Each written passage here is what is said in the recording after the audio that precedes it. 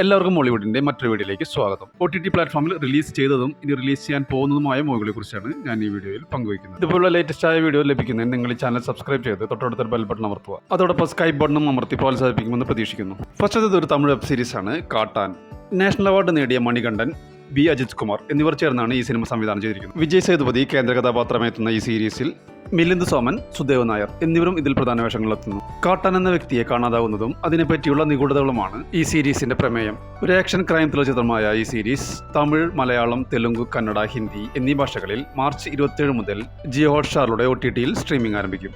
അടുത്തതൊരു മലയാളം മൂവിയാണ് written and directed by God. Febi ജോർജിന്റെ സംവിധാനത്തിൽ സണ്ണി വെയിൻ, സൈജു കുറുപ്പ് എന്നിവർ പ്രധാന വേഷങ്ങളിലെത്തിയ ഒരു കോമഡി ഫാന്റസി ചിത്രമാണ് written and directed by God. ഒരു ചലച്ചിത്ര സംവിധായകനായ ജിജോയുടെ ആദ്യത്തെ സിനിമ ഹിറ്റാവുകയും പിന്നീട് വന്ന സിനിമകൾ പരാജയപ്പെടുകയും ചെയ്തു. ഇതുമൂലം അദ്ദേഹത്തിന്റെ ജീവിതത്തിലുണ്ടാകുന്ന പ്രശ്നങ്ങളാണ് ഈ സിനിമയുടെ പ്രമേയം. അപർണ ദാസ്, ദിനേശ് പ്രഭാകർ, മണികണ്ഠൻ പട്ടാമ്പി, നീന കുറുപ്പ് എന്നിവരും ഇതിൽ പ്രധാന വേഷങ്ങളിലെത്തുന്നു. മനോരമ മാക്സ് ആണ് ഈ മൂവിയുടെ OTT റൈറ്റ്സ് നേടിയിരിക്കുന്നത്. മാർച്ച് 20 മുതൽ OTTയിൽ സ്ട്രീമിംഗ് ആരംഭിക്കും. അടുത്തതൊരു ഇംഗ്ലീഷ് സീരീസ് ആണ് something very bad is going to happen. തെറ്റായ ഒരാളെ വിവാഹം കഴിക്കേണ്ടി വരുമെന്ന പേടിയും അതുകൊണ്ടുണ്ടാവുന്ന മാനസിക സംഘർഷങ്ങളുമാണ് ഈ സീരീസിന്റെ പ്രമേയം. സൈക്കോളജിക്കൽ ഹൊറർ സീരീസായ ഈ സീരീസ് നിർമ്മിച്ചിരിക്കുന്നത് സ്ട്രേഞ്ചർ തിങ്സിന്റെ നിർമ്മാതാക്കളാണ്.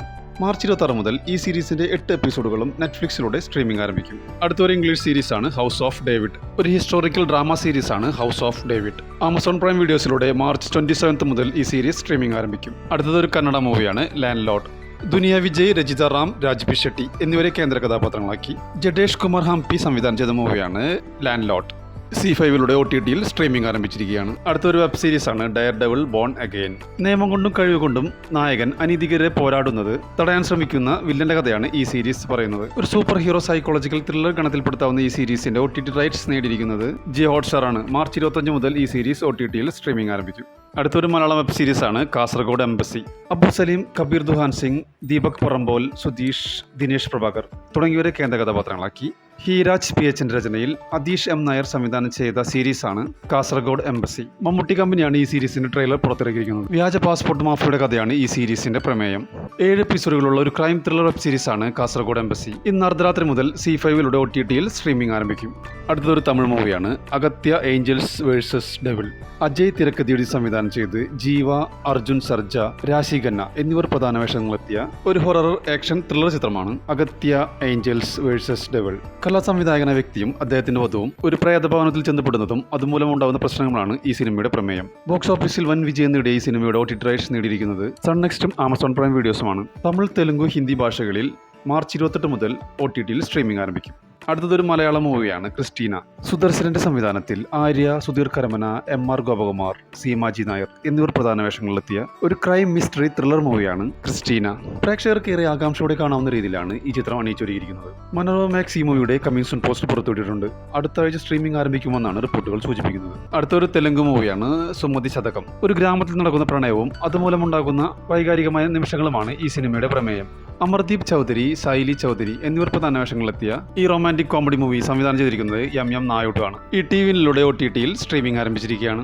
അടുത്ത മലയാളം മൂവി അനോമി. ഭാവനയെ കേന്ദ്ര കഥാപാത്രമാക്കി റിയാസ് മരാത്ത് സംവിധാനം ചെയ്തൊരു ക്രൈം ത്രില്ലർ മൂവിയാണ് അനോമി. ഈ ചിത്രത്തിൽ ഭാവനയെ കൂടാതെ റഹ്മാൻ, ബിനു പപ്പു, ഷെബിൻ ബെൻസൺ, അർജുൻ ലാൽ എന്നിവർ ഇതിൽ പ്രധാന വേഷത്തിലെത്തുന്നു. ആമസോൺ പ്രൈം വീഡിയോസാണ് ഈ മൂവിയുടെ OTT റൈറ്റ്സ് നേടിയിരിക്കുന്നത്.